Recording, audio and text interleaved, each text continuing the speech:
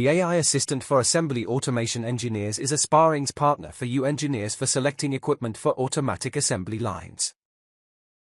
First, the assistant needs general information and requirements for the assembly line.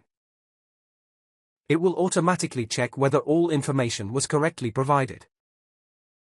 Afterwards, the AI assistant will ask for more detailed information about each assembly step. It will then propose equipment based on the requirements to the user.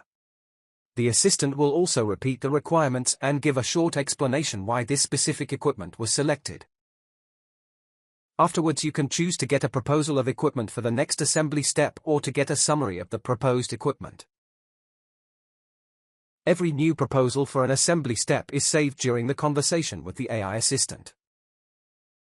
After you provided all the requirements for all the assembly steps, you will get a summary of equipment proposed for each assembly step.